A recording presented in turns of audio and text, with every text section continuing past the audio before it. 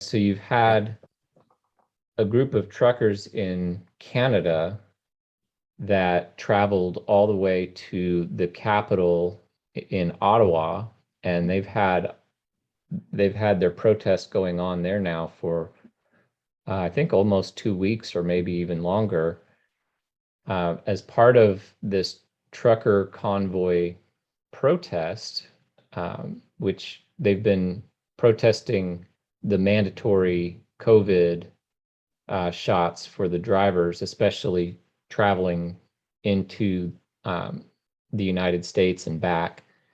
A group had blocked off some of the main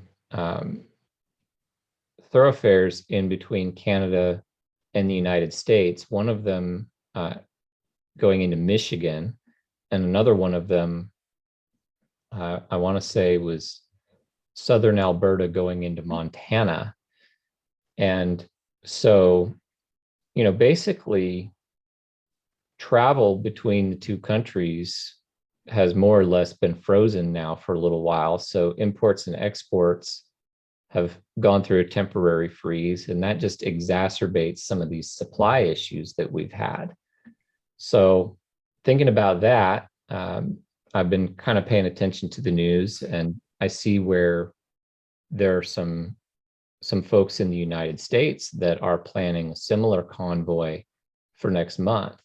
So if that happens to go through, there may be even more supply disruptions. The trucking industry is already in need, you might say, of drivers. There aren't enough over-the-road drivers for the demand right now. So, in addition to that leading to higher prices, because drivers are more expensive per load, right? But it also means fewer goods are being moved than might otherwise be the case. And of course, that also contributes to supply shortages, which drives up prices.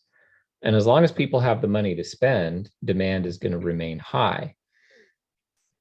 So I say that for two reasons, okay? One reason is definitely think about at least getting yourself ready for the next couple of months.